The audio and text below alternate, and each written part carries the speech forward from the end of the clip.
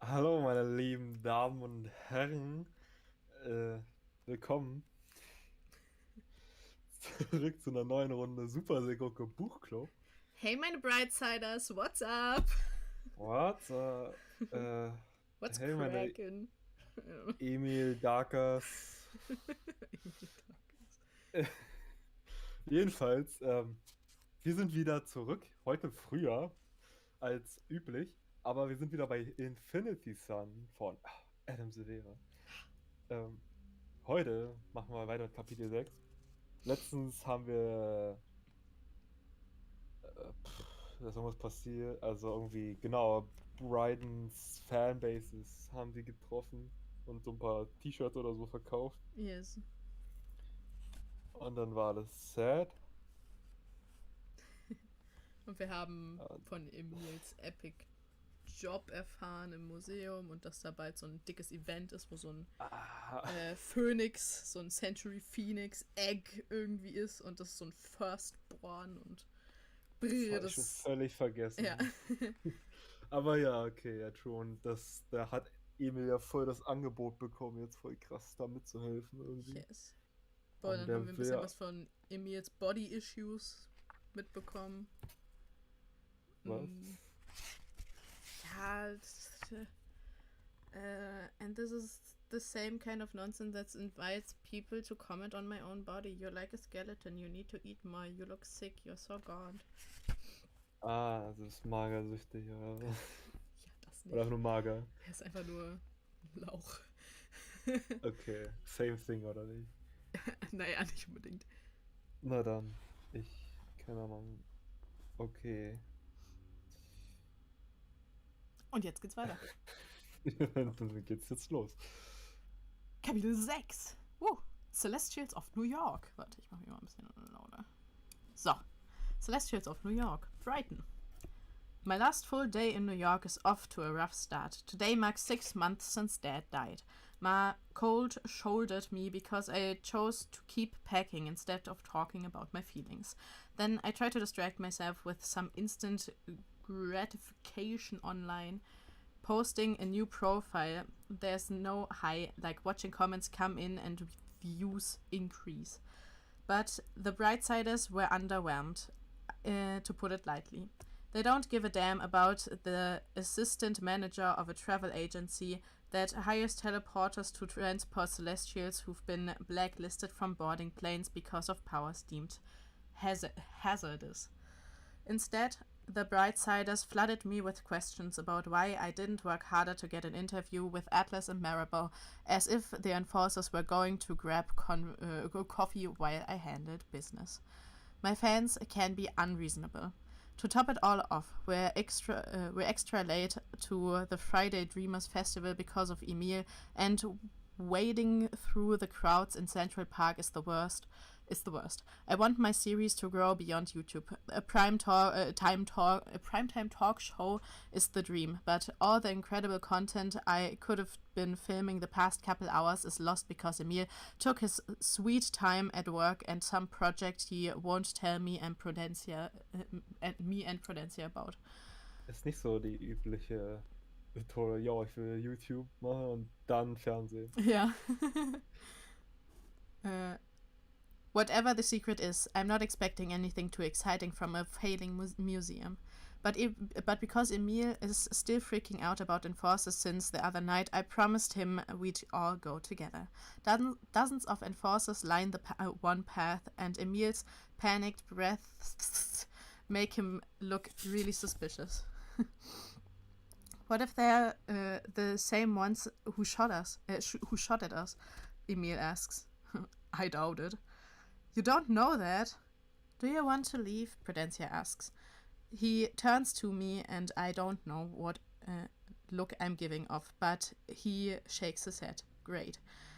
I get that enforcers casting spell work and buildings exploding can get any heart racing, but I'm not traumatized over it. My anxiety, if I can even call it that, has always been more academic, though I never quite though, and never quite blows up in the way Emil's does, when even when things are troubling me the most. Like when college acceptance letters were coming in and my top choice waitlisted me. Sorry, I'm a mess, Emil says as we get past the enforcers. You're not a mess, and you're going to be okay, I say. It's the best I can think of, though I'm not sure there are any right words to calm down Emil or heal his emotional scarring. I love my brother, but we need time apart. Once I move to Los Angeles, I'm only focusing on myself. Emil is going to have to up his game and take better care of himself without me around. It will be good both for us. Okay, it'll be good for us. Brothers shouldn't get in the way of each other's lives. I'm doing my best to keep it together, especially since Prudencia already saw me get down on myself once this week. But the field is packed with attendees on picnic blankets, and we're so far from the domed stage, and I've lost all natural light out here for filming. I set up my camera anyway. The crowned dreamer hasn't cared about me since showing up in the sky, but maybe tonight the constellation will throw me a bone so I can get some halfway decent content. We've already missed my favorite artist, Himalaya Lim's first public interview since making it her mission to fly around and paint neighborhoods in the Bronx that get a bad rep, ensuring that people won't dismiss them so easily. It sucks how I'll have to watch that on someone else's YouTube channel and have to sit through Oak's band right now instead. I unfollowed Oak on Instagram a few months back because he stopped posting clips of his booming power and was only sharing ultra-bait shirtless pictures and asking followers to answer random questions that had nothing to do with the ripped abs on display. I studied his engagement, and I got to give him credit because people care way more about his muscles than using his gleam in gardens. We all got to do what we got to do to make ourselves known. I'm positioning my camera for the main event when a Celestial begins floating in my line of vision. Her fake glow in the dark tattoo is awesome, but it's not going to get me views. You okay? Prudencia asks. She's blocking me, I say. Let her live. She probably doesn't get to use her power in the open, Prudencia says. She rests her hand on my shoulder and I meet her eyes. You should put your camera away anyway, Brighton. It's our last night together. Tonight should have been so different if it were just me and Prue sitting under the stars. If my power brawl video had gone viral, so I could take the night off, but I can't level up if I don't put the work in every chance I get. I'm never going to find myself on that stage if I don't give it my all. That's fair, Prudencia says, but in a way that I hear as your loss. Maybe. The crowd erupts into cheers as Laura appears on stage. Laura has the life I want, and they rose to internet fame pretty quickly. They initially went viral when they campaigned to become their school's first ever Korean American genderqueer class president, inspiring others to follow in their footsteps. They reached 1 million subscribers within a year with content that ranges from comedy skits to news about heroic acts from Celestials to counter the overwhelming media against them. They even got to sit down with Wesley Young last December on his birthday and chat with him about fat acceptance as he played with puppies, and now they're getting an interview that makes the rest of us look like amateurs.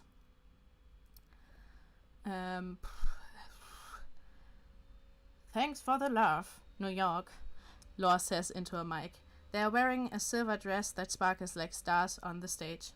I can't even believe that we're being graced by this inspiring woman's presence. So let's get her out here before she changes her mind. Huge round of applause for the candidate I can't wait to vote for in November, Congresswoman Nicolette Sunstar. The roars are thunderous as Nicolette Sunstar appears in a yellow pantsuit and hugs Law. The two sit down and immediately seem like old friends, when in reality they probably spoke for a few minutes backstage. But the way Congresswoman Sunstar praises Law for their high school election with the air of it being as significant as her run for president is so genuine. Law leads Sunstar into a deeper conversation about what it means to be the first ever Black Celestial on the ticket before she reminds us all what she's fighting for. Better job opportunities for Gleam crafters so they don't have to make money by powering wands, gem grenades and shackles with their gifts only for enforcers to use those weapons against them, protecting pregnant Celestials who are being killed, and the other cases being detained by authorities and locked away underground, far away from the stars that give them power to suppress their children's abilities from reaching their true potential, removing the corrupt enforcers from the force so Gleam crafters can live their lives in peace, and not in heavens, condemning the alchemists like Luna Marinette, leader of the Bloodcasters, who are clearly doing more harm than good no matter how much money they make for the enforcers. I've given up catching any of this on camera. Everyone's footage and live streams will have me beat, so I lean forward with everyone else on the field as Sunstar commands our attention. Time and time again, my opponents, Senator Iron especially, have put down those with powers as they pursue their own, Sunstar says, with the gentleness of a mother telling a bedtime story. There is no question that the senator has faced tragedy with the loss of his wife and son, but the faults of some do not represent the lives of all. I truly wish I could lead an ordinary life as a mother who is stressed about parent-teacher conferences instead of global affairs. As a wife, keeping my love strong instead of country intact. But as a celestial who wants to see my community safe and nurtured, I can't sit still and expect others to do the work I'm unwilling to do myself. Sunstar walks to the edge of the stage. I felt hopeless, felt that there is no light to be found in the shadows. But even if I can't see the light, I trust it's there because of all of you. Look around at your neighbors. You're not alone in your hope. You're here because you believe. She raises her fist. We won't let the darkness overtake us. We must keep the stars in the sky. Golden lights sail from Sunstar's hand and erupts into fireworks under the crowned dreamer. Everyone applauds as Sunstar is joined by her husband, Ash Hyperion, and their daughter Proxima. It's going to take a miracle to get them into the White House. Tons of people crowd the stage, hoping to get a moment, but when Law poses with Sunstar's family for a picture, that's when my jealousy peaks and I have to go. I'm on the mission tonight to become as great and worthy as Law. If I'm not going to become a Celestial, then everyone will remember me as the greatest mortal. Emil and Prudencia tag along as I chat up people, picking their brains about Sunstar and the world at large. A group of girls are infectious with their chants of "keep the stars in the sky," and I get it all on camera. I get an interview with this blue-haired Celestial who tells me about how even with her ability to generate a shield around her entire body, she still doesn't feel safe around enforcers. We attract more attention from other Celestials, like an older woman who feels confident in saying that enforcer violence these days hasn't felt this regularly heartbreaking since she was a little girl. Then, right when specters first came into existence 60-something years ago. The most unnerving is from a man with glowing fists that crack with lightning when he knocks them together, and he promises that if the enforcer aims a wand at him, he won't think twice about striking them down first. Burn that footage, Emil says as the man storms away with lightning jumping between his palms. No kidding. My videos won't ever be used to build any cases against Celestials. I swear my life on it. 4 young men by the lake catch my attention. 2 are circling each other with their fists like they are about to fight. Another is filming on his phone while the last is laughing and holding a cooler. Check it out. Ich weiß nicht, wer das sagt, aber ja. Oder check it out. I know they're not about to watch these two guys go on. I know they're not about to watch these two guys go on each other. Go in on each other. Prudencia says. She charges over. Hey, enough! I'm going to turn you into ashes. The freckled teen says. Gleamcrafter. I drag Prudencia back before she gets hurt. The Crown Dreamer season is truly stirring some trouble if we are about to witness our second power brawl in 1 week. Not if I blow you away first, says the boy whose muscles are flexing out his gym wear. Freckles opens his mouth and squints his eyes, but no fire appears. I wonder if Gym Rat is maybe burning from the inside out, but he holds his fists up to the sky and spins it around as if expecting a tornado to swing through. The guy with the cooler holds his stomach, laughing, and I think the only thing funny here is his awful man bun. The young men continuing to battle with no powers isn't hilarious. It's confusing. Emil cautiously approaches. What's happening? I shrug. Maybe they're filming some movie and adding effects later. My favorite indie movies lately have celestial actors using their real powers, but Hollywood largely prefers special effects since it's safer for sets. Echt? Feuertornado? Ja, Blitze, die aus den Händen schießen. Naja. They don't seem to care that we're in their line of vision, Prudencia says. Freckles and Gym Rat sweat as they gesture at each other some more. It's one of the most bizarre things I've ever seen. Reminds me of when Emil and I used to wrestle each other with imaginary powers, but we were kids. These two are too old to be playing pretend. They sway back and forth and rapidly blink before steadying themselves. Yeah, okay. Freckle fist bumps Gym Rat. That felt so real. I hurled you over the trees, Gym Rat says with a laugh. As they walk away, Man Bun shouts after them to tell their friends. What was that all about? I ask. The other guy stops filming and puts away his phone. Business. What business? Emil asks. He turns and does a double take at Emil, then stares in silence. It's called Bro, Man Bun says. He reaches into his cooler and pulls out a vial containing a light gold liquid that looks like champagne. I've never heard of it. We use illusionist blood to create hallucinatory potions, so the drinker can experience what it's like to have powers. Not cheap, but it feels extremely real. Helps people blow off steam. I've done some virtual reality where you can play as a Celestial, but I never forget it's a game. This sounds more convincing. Yeah.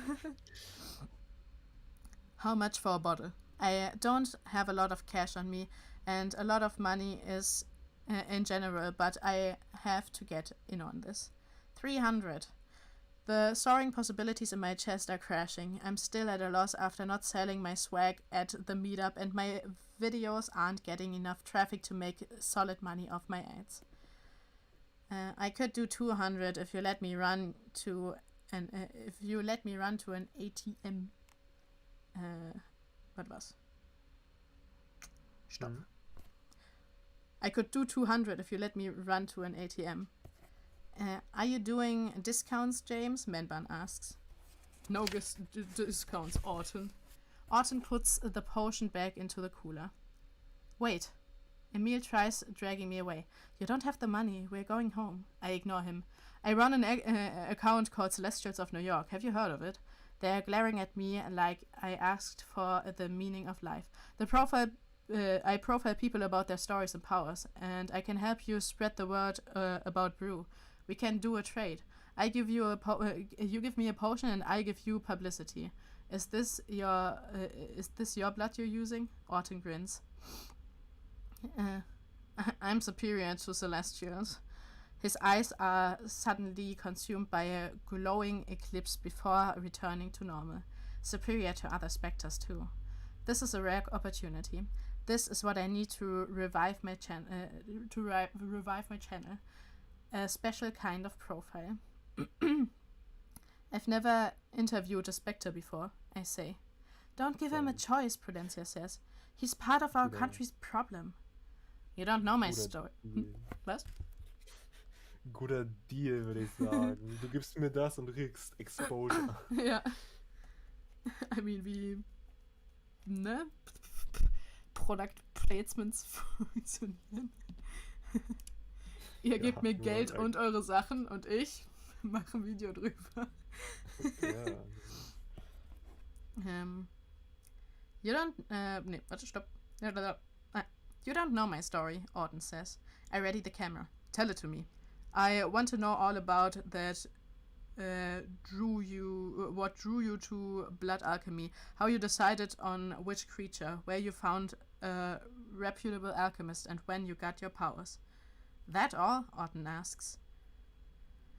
We're not doing interviews, James cuts in. He's shorter than Orton, and apart from his firm tone, I get sidekick vibes from him.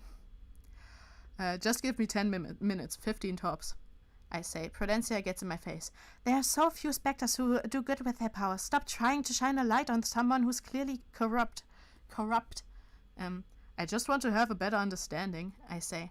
No, you want guidance on how to pull this off yourself. I stand tall, even though I'm rocked by her accusation.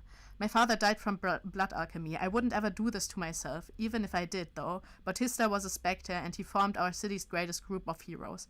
Why does anyone conveniently forget that? Prudencia points to Orton. He's a potion stealer, Brighton, not a hero. I have feelings, by the way, Orton says. So did the creature you harmed, Emil speaks up, with his eyes cast to the ground. Orton pays him no mind. I'm making dreams come true. Prudencia's fist clenches. You need to get your life straight. Bye. She storms away, and even though this could be huge for me, I follow. You should have had my back, Brighton, she says. I wanted an interview. You're so obsessed, and I want to understand the psyche of anyone risking their lives for powers when blood alchemy is such a killer, especially after what happened with my father. Guys, Emil interrupts, looking even more panicked than when he saw the enforcers. The spectre is following us. Bam. Bestimmt, wenn jetzt an Prudencia ranlegt. Die hat ja voll runtergemacht. Also, ernsthaft, kann ich mal leiden. Bestimmt ist die Celestial super stark. Ballert einfach alle weg. Was willst du? Ganz heimliches Gummibärchen aus Tüte holen. Okay. Oha, welche Farbe? Also hier nachher rausholen. Nochmal ausspucken. Braun und grün. Ist eine Colaflasche, eine grüne Colaflasche mit Cola drin. Grüne Colaflasche? Ja. Interessante Sache. Ja. Okay. Ist ja jetzt, am Ende ist nicht so viel passiert, bin ich ehrlich. Aber I guess, jetzt kommen wir in diese Spectre-Richtung rein. Und das ist ja schon ziemlich risky. Ja, und man kann sich schon denken, dass Brighton da schon ziemlich ran will. Also, ich würde das niemals machen, aber honestly, eigentlich würde ich das schon machen wollen. Also ich hätte schon echt gerne Powers. Sterben. I don't know what you're talking about. Aber ja, also, I don't know, wäre ein cooler Plot, so Prudencia einfach krass ist. Ja. Ist so, ich hätte ganz mit diesen Leuten die gerne Celestials mögen und so. Aber wenn ich die würde wüssten, dass ich einfach most powerful woman on earth bin. Ich bin einfach Gott und ich erschaffe Celestials. Oder so ein Zeug. Congresswoman Sansa, pathetisch gegenüber mir. Das ist einfach die Mutter von der. Ja. Lebt schon seit Ewigkeiten. Eigentlich ist sie Okay. diese Luna in disguise. Diese Alchemistin, die Bloodcaster da dingst. Und sie ist die ganze Zeit nur so, hahaha, Reverse Mind Control. Ich werde die alle so mit Brightons krasser Reichweite verspektern. Ja, mit Brightons Reichweite. Vielleicht hat sie ihn so gefunden. Es war so eine Erwartung, dass er ziemlich schnell groß wird, wenn er so Und dann hat er sich Special richtig Content hat. enttäuscht. Ja, das ich kann jetzt aber nicht einfach gehen. Das ist ja awkward, wo ich Yes. lebe. Okay. Kapitel 7. Oder 7. Gold and Grey. Emil. This is one of those rare times I wish I had powers. Instead of rushing down into the subway, I could teleport away with Brighton and Prudencia. I'd even be good with a defensive power like shield generation to protect us. I can't believe there's a chance we are going to be attacked.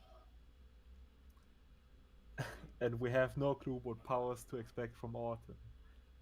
Is he going to strike like a basilisk? Lights us up like a phoenix, paralyze us with illusions like a wrath? Let's go, I say as the train arrives and we squeeze into the packed car. The doors close behind us before Orton and James can enter. Orton grins as the train begins pulling away. I catch my breath and stare down Brighton. Can you not buddy up with the egomaniac next time? He was fine until you both went off on him, Brighton says. Don't turn this around on us, Prudencia says. I document people's lives and his story could have been eye-opening. Brighton stares shut when he realizes their arguing is catching the attention of other passengers on the train. Someone at the opposite end of the car is standing on the bench with his phone aimed at us. Okay. Pew pew. I'm about to tell them to cool it when the connecting doors open and Orton and James walk in. What? What? My heart is pounding. This is impossible. The train was taking off. Don't look, but they're here, I say. Like an idiot, Brighton turns around. What did I say? How did he even get here? Prudencia asks. Doesn't matter now, Brighton says. Stay calm. They can't do anything. Too many people here. I don't believe that. He's followed us this long, he doesn't care. If we can get off this train and get home, I won't ever leave my bedroom again. I don't want to be some damned statistic of victims killed by chaotic specters. I'm so pissed at Brighton, but as Orton shoves passengers aside, Brighton's hero complex kicks in and he guards me and Prudencia. Didn't get a chance to say bye, Orton says. Prudencia shakes her head. You feel good about yourself? Prudencia, stop. Wait, no. Prudencia, stop. I say. Achso, Prudencia, stop. I say. Ich meine, ja. Was ist ihr Problem? Sie soll's, wenn die nicht angegriffen werden, sollte sie nicht weiter provozieren, oder? Sure, there are some people who would rather go down fighting, but I'm in the business of staying alive. Your friend wanted to know my story, Orton says. I was tired of being everyone's punching bag, so I became a god. This is not what we're here for, James tugs Orton's arm. Celestials are born with the gleam, but taking in power is a truer show of strength. These other punks try and die. Orton's fist tightens. I'm beyond the others, too. Orton might be running his mouth about how superior he is, but you don't need that much power to take down 3 10s without any of our own. Teens. Take down 3 teens without any of our own. Passengers clear back as I finally crack into a full panic, begging for help, but only a few people shout at Orton to leave us alone, while others get out their phones to record. Maybe if I was their favorite show that was about to get cancelled, they would care more, but instead I'm about to become a headline they glimpse before moving on. It's wild how even though I've been shot at by enforcers, the terror squeezes harder now. I was the third party to that power brawl, the kind of nameless and faceless person who bleeds into crowds and either becomes and either becomes a casualty or someone with a story of how he survived. But now I'm a target. Back up, Brighton says. Autumn gets in Brighton's face, noses touching. Cute. Alter, Uh. Stimmt, noch gar nicht genug Gay-Action gesehen. I split them up because no one steps to my brother like that. Oh, Emil's jealous. Wow. Was ein Liebesdreieck oder so. Natürlich. I sucked at biology, but even I know hearts aren't supposed to beat this fast, this hard. You win. You are a god. Well, shut up. Autumn grins and reaches out for a handshake. Truth? I notice two deep, fresh scars around his forearm, almost surgical, even cleaner. I reach out to shake his hand because I'm scared, okay? Autumn withdraws his hand. You were about to use your powers, he says. I shake my head. What? No, we don't have powers, don't worry about. I shut up, but the damage is done. The specter's grin is dark, and I screwed up. I should have lied because the truth wasn't doing it for Autumn, who swears we should be bowing before him.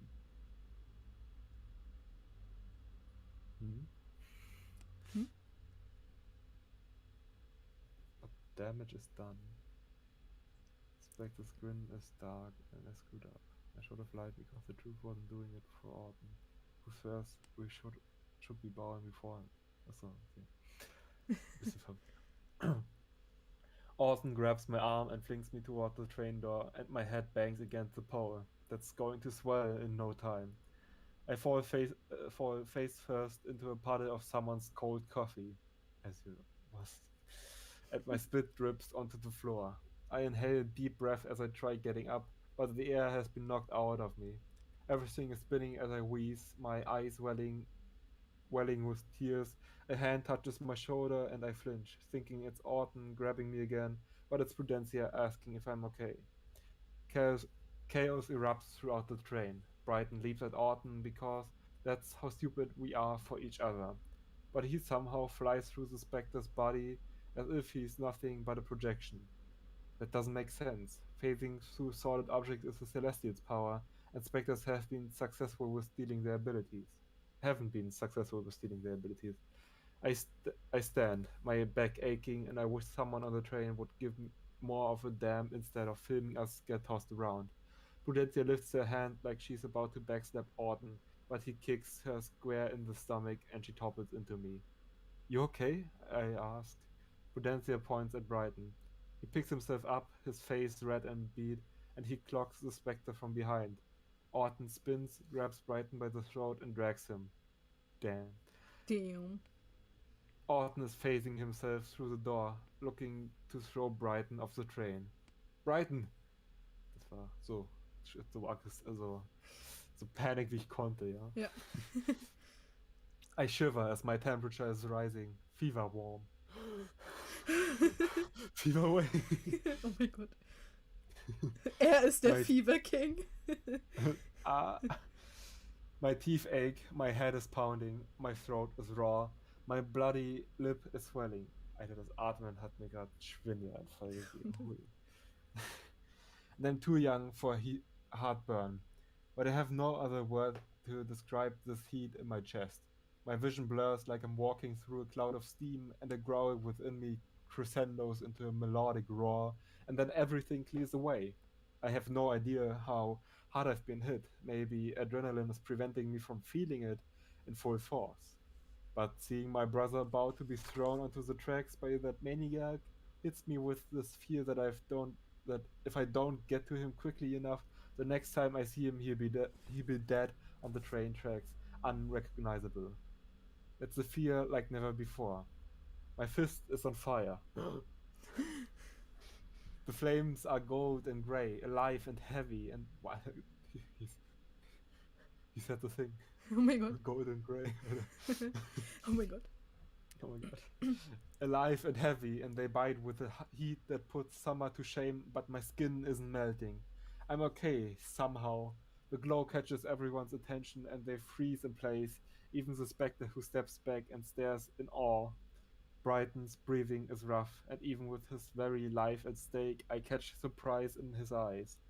He snaps out of it and elbows Orton in the stomach, breaking free from his grip. White fire runs up Orton's arm, like we saw on the other specters this week. This is gang work, no doubt, and he lunges. I take a fighter's stance to defend myself. I have to survive long enough for the train to finish pulling into the next station, then we can all run off and find help. Even though I'm scrawny and haven't won many fights, desperation kicks in, and I swing at the specter. Fire flies from my fist, small and fast, six burning darts that screech as they strike the spectre in his shoulder and stomach. Orton is blasted off his feet, and just as I think he's going to slam into the door, he phases beyond it and lands flat on the platform. Passengers cheer, and I'm frozen. I didn't just. I didn't kill Orton, right? Bad dude or not, as life is alive, and I'm not about stealing anyone's. That isn't up to me just because I have powers. How? How the hell do I have powers? Just what? This isn't some trick. My fist is a torch with gold and grey flames, burning in all its confusing glory. I shake my hand and blow on it like a candle. The flames cool down and vanish. Everyone's is safe. Brighton and Prudencia stare at me like I'm a stranger who fell out of the sky to save the day. I taste blood again. My body aches like a gang stomped me out, not just a single spectre. There's zero joy in cold showers, but I'm ready to sink into one of those steel bathtubs filled to the brim with ice. Brighton probably feels the same. The way my flesh strings reminds me of a few years ago when Brighton and I were cooking up an anniversary breakfast for our parents, and I grabbed the frying pan with my bare hand before it had a chance to cool down. The doors open. We step off the train while passengers continue filming. They need to stop because enforcers aren't going to give a damn that this was all self defense. I don't know how I'm going to live with myself if I killed Orton. Wisps of smoke trail into the air from Orton's chest, which is slowly rising. He's alive. I'm so relieved I could cry, but nerves strike again as an enforcer approaches, his metallic wand aimed at my chest. Everyone get on the ground. The enforcer's eyes shift between us. I so badly want to explain that I have no idea how this happened, but instead I think to my knees with Brighton, Prudencia, and James. He attacked us, Prudencia says. The enforcers hover over Orton. Just as he reaches for the gauntlet on his belt, Orton's eyes open, flooded by shadow, and he swings up with a fist of phoenix fire and clocks clocks the enforcer in the jaw. The enforcer shoots into the air and crashes back down. A pair of enforcers charges our way, blasting bolts of lightning at Orton from their wands. I get up and run with Prudencia, Brighton, and James. As we rush up the flight of steps, a phone falls out of James' pocket. I recognize the yellow wolf on the case. Even in the flurry, I remember someone else with the same case recording the power brawl during the awakening of the crowned dreamer. James scoops up his phone and runs away like I'm about to come for his life. I chase him up the steps, just wanting to piece together this puzzle. We reach a turnstile and James ducks into a crowd, shoving people out of his way. I keep my eyes on the exit, but James doesn't pop back up, completely out of sight. That is new. No one has ever been scared of me before. I never had a fist of fire either. I think he was there the night of the block party, I say, catching my breath. Brighton shakes his head. His eyes are red, like he's about to cry, which I've never been good at handling without being quiet and awkward. You have powers. I guess? I don't know. I lead the way out of the subway before the enforcers or Orton can catch up to us. Our bloodline came through just in time. Don't play games with me. We saw your eyes. You've been holding out on me. I stop at the corner and turn to my brother. What about my eyes? Brighton stares right back. They burned like a specter's. That's impossible. I don't know what you saw, but I'm not messing with blood alchemy. Your eyes were dark, Brighton says. Prudencia rests her hand on Brighton's shoulder. Chill out. Some celestial flares are darker than others. She turns to me. You've never shown any sign of powers before now, right? Can't imagine literally any scenario where I wouldn't have mentioned that. I don't know how we are going to get home from here. Maybe a bus, but we're definitely not hopping back on the train so I speed walk forward across the street while the cars wait at the red light. I want to get home, stay low, and figure out what all this means. But what about the fire? That was Phoenix fire, right? Brighton asked. A hole in the middle of the street. I'm burning up so hot that I didn't think I'm about to find myself on fire again. Maybe my entire body this time. I try reaching for any memory of a celestial who wielded flames like mine, and I come up with nothing. Only specters have that power. That was fire from a grey sun phoenix. No more doubts about it. It's impossible that phoenix blood could have found its way inside of me, but not knowing how I got it is eating me up from the inside like poison. The world is spinning, like days where I don't feed myself right but 10 times worse. I'm falling, and my brother and best friend try catching me as cars honk. I'm blacking out, and the only thing on my mind is how quickly those gold and grey flames will burn everything good in my life to ashes. Alter. Uiuiui, was ist denn da Krass. los? Habe ich nicht erwartet, dass Emil Spectre wird. Uiuiui. But how? But how? Das müssen wir wohl noch rausfinden. Vielleicht müssen finden wir wir es raus in Kapitel 8. Ich glaube das, aber 8. 8. Viral, Brighton. I once Alter, pretended. nicht so wie Brightons Videos. I once pretended I could see the future. The night before our 14th birthday, Abuelita put me and Emil to bed and told us stories about her power. Her visions weren't much to brag about, usually only ever taking her a minute or two into the future. Quick warnings to pick up the pace to catch the train, or a heads up that the phone was about to ring. But every few years, a notable vision would break through, like how when she met Abuelito on the subway, she foresaw their wedding. Hours after midnight, I woke up Emil and claimed I had a vision about the owner of our favorite corner bodega getting hurt. Emil tried writing it off as a dream, but I doubled down on my lie, saying it felt different, it felt real, that I inherited the power from Abuelita.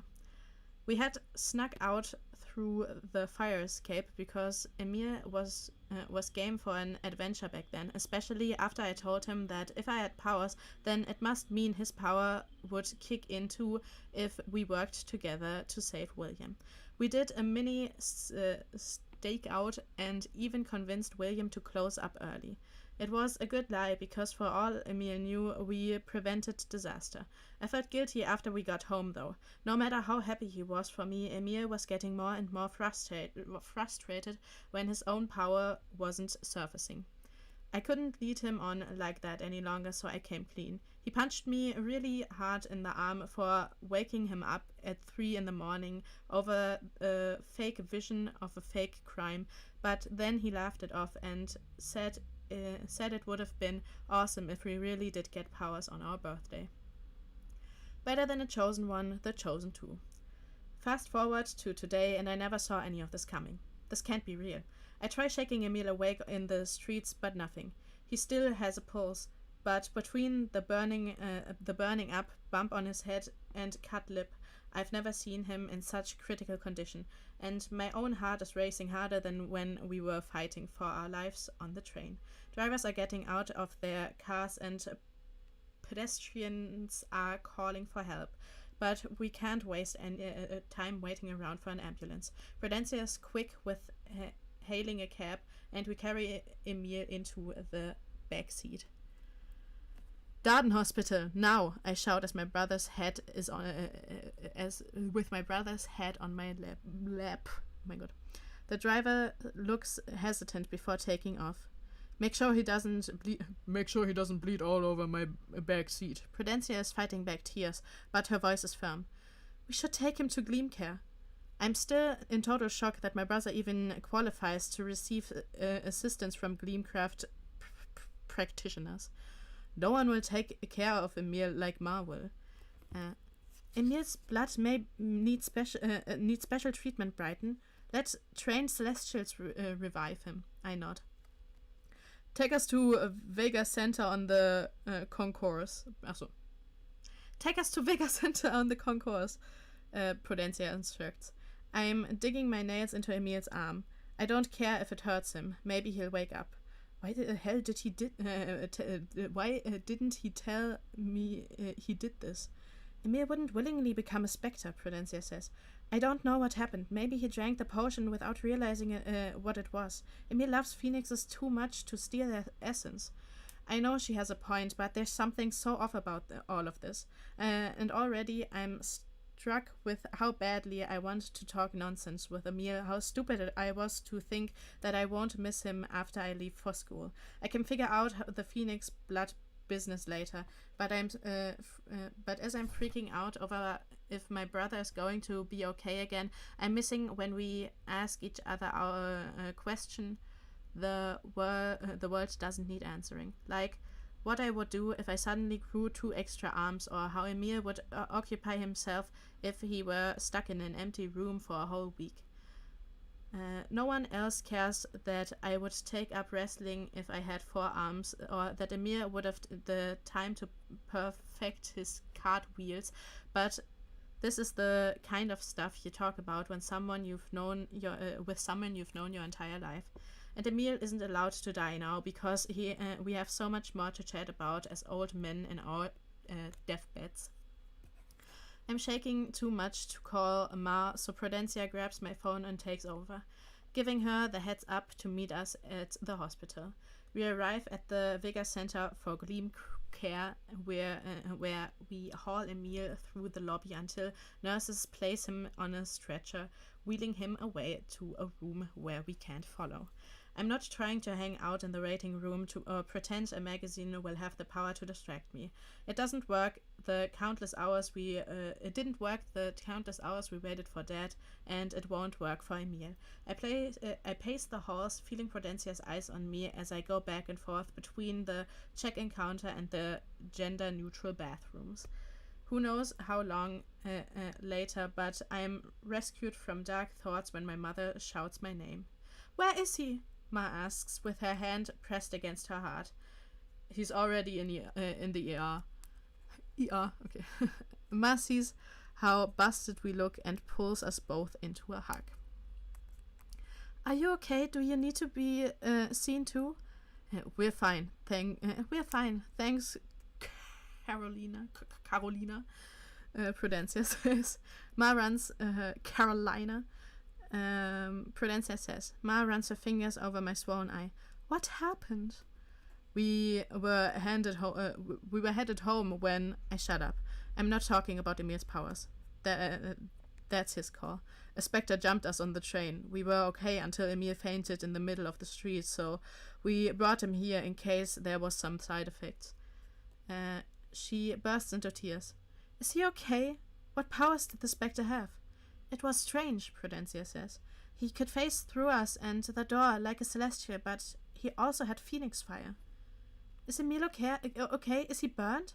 No, Ma.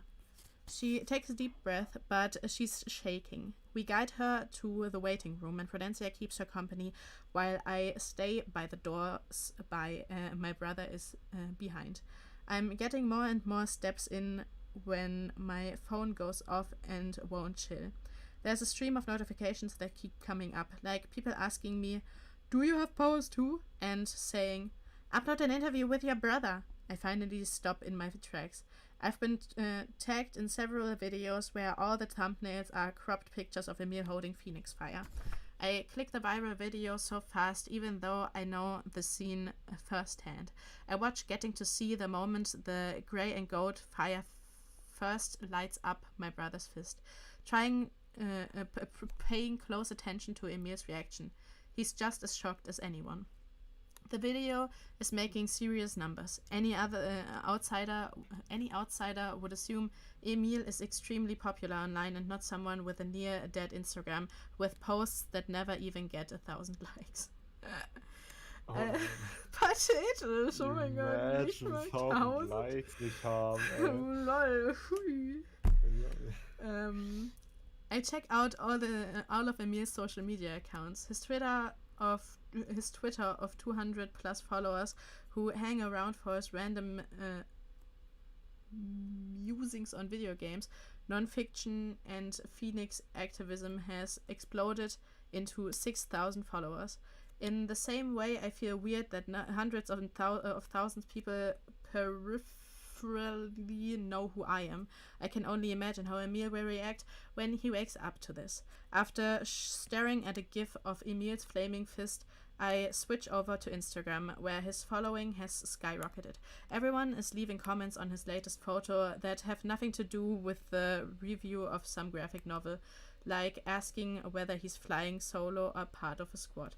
This isn't something he's going to be able to keep to himself. For all I know, Emil is near death, and still I envy everything about my supernova superstar of a brother. Uff. Uff. Wow, jetzt weiß jeder, dass er ein Spectre ist oder so. Ne? Ja. Unpraktisch, dass Handys existieren. Ja, vor allem, sind die Handys da ausgestattet, so, egal für wen du ein Foto nimmst, du hast direkt so deren Instagram-Account oder so, oder wie läuft das? I mean... die haben Brighton gesehen, manche kannten den und war so, ja, das ist sein Bruder, der ist ab und zu dabei. Hier ist sein Channel, Leute, schaut mal vorbei. I mean, wahrscheinlich haben erst Leute nur so gepostet, oh mein Gott, guckt mal, was wir gerade in der Bahn gesehen haben, richtig krass. Und dann sind Leute so, lol, das ist doch der Bruder von Brighton. #Brightsiders Army. Ja, wie viele sind da? Ich meine, I guess, das sind auch die Leute, die sich sowas anschauen. Ne? Ja. So kämpfen, also. Ja. Jo, der Himmel ist ja voll blau und pink. Haha, epic. Okay. Aber wie es weitergeht... Wovon redest du? Vom Himmel draußen. Der ist blau und pink. Meiner ist dunkel. Ich sehe fast gar nichts mehr. Partie. Tja, so ist das, wenn man im Westen wohnt. Hier ist länger hell. Ja, hier nicht. Es war schon 2:30. Ich war so, wait, es ist 2:30? Es ist fast dunkel. Also nicht fast, aber es war schon ziemlich düster, wo ich mir dachte, yes. Soll ich so spät auf den Döner? I mean. Okay. Okay. Ich hoffe, das war heute wieder super interessant. Jetzt geht's richtig ab anscheinend. Weil yes! Ich frage mich, ob es vielleicht irgendwie zusammenhängt mit dem Museum, maybe, weil da so viel Phoenix-Stuff ist. Maybe. I don't know. Oder vielleicht also ich vermute, das kann, warum das, aber als logisches würde ich sehen, als Orton durch ist, ne? Mhm. Das war, keine Ahnung, irgendwie was abgeht oder der was platziert hat da oder so. Yes.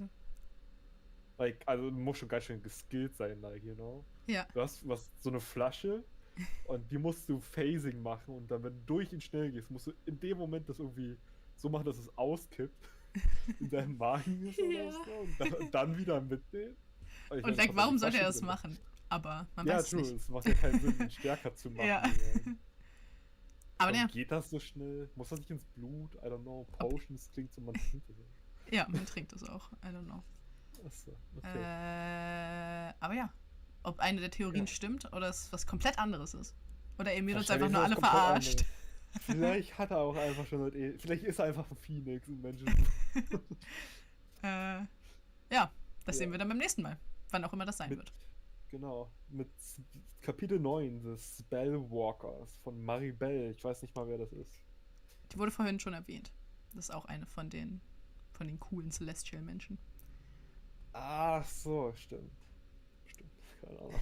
Okay, dann hören wir uns alle wieder beim nächsten Mal. Yes! Zu einer neuen Runde Super sehr gute Buchclub. Wir lesen Infinity Sun von unserem Bestie Adam. Vielleicht nicht unser Bestie, aber der Bestie Bro Dude. Yes. Let's go. Okay. Und dann auf Wiedersehen. Bis zum nächsten Mal. Tschüss.